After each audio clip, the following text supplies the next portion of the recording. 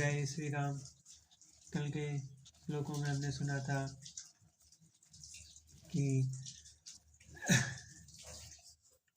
तत्वों को विचार करने में अत्यंत निपुण जिन भगवान ने संख्य शास्त्र का प्रकट रूप में वर्णन किया, उन स्वयंभू मुनि जी ने बहुत समय तक राज्य किया और सब प्रकार से भगवान की आज्ञा से आज्ञा रूप शास्त्रों की मर्यादा के अनुसार पालन भी किया। जय श्री राम। होई न विषय विराग भवन, बसत भाचौथपन, हृदय बहुत दुख लाग जन्म, गयो हरि भगति बीनो।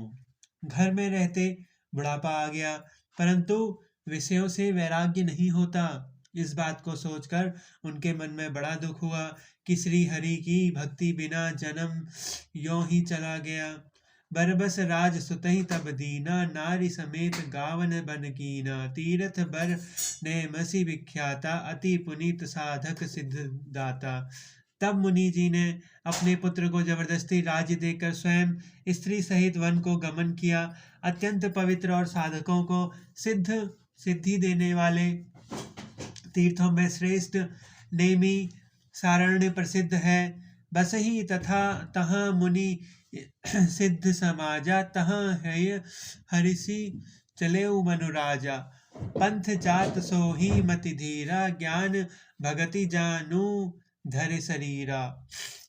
वहाँ मुनि और सिद्धि के समूह बसते हैं।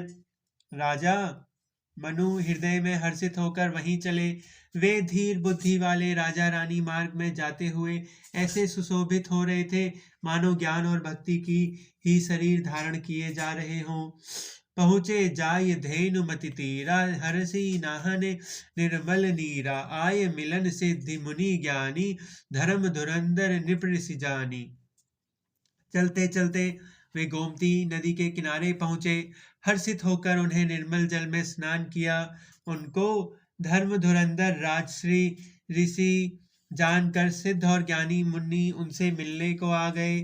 जह जह तीर्थ रहे सुहाए, मुनि सकल सदर करवाए, कोस शरीर मुनि पट परिधाना, सत समाज नीत सुनहि पुराना।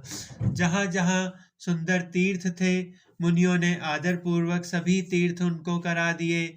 उनका शरीर दुर्बल हो गया था। वे मुनियों से वस्त्र धारण करते थे और संतों के समाज में नित्य पुराण सुनते थे।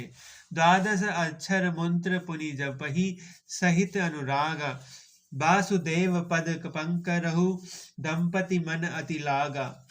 और 12 अक्षर मंत्र ओम नमः भगवते वासुदेवाय का प्रेम सहित जाप करने लगे। भगवान वासुदेव के चरण कमलों में उन राजा रानी के मन बहुत ही लग गया।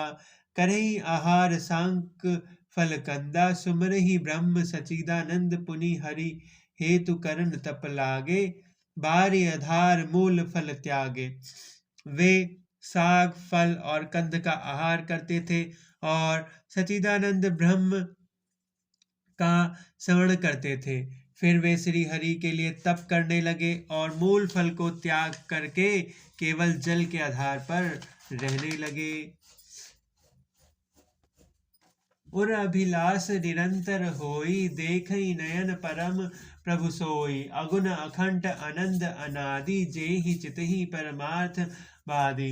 हृदय में निरंतर यही अभिलाषा हुआ करती थी कि हम कैसे उन परम प्रभु की आंखों से देखें जो निपुण अखंड अनंत और अनादि है और परमार्थवादी है, ब्रह्म ज्ञानी है, तत्ववेत्ता लोग जिनका चिंतन किया करते हैं। नेति नेति जेहि वेद निरूपा, निजानंद निरुपाधि अनुपा, शंभु विरचि सुनु भगवाना, उपजहि जासु अंश ते नाना।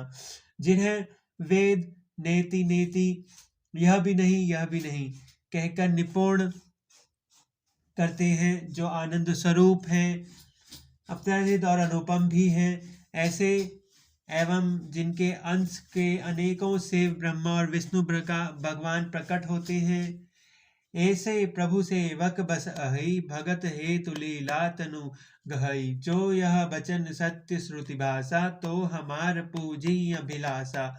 ऐसे महान प्रभु की सेवक के वश में और भक्तों के लिए लीला विग्रह धारणा करते हैं। यदि वेदों में यह वचन सत्य कहा है तो हमारी अभिलाषा भी अवश्य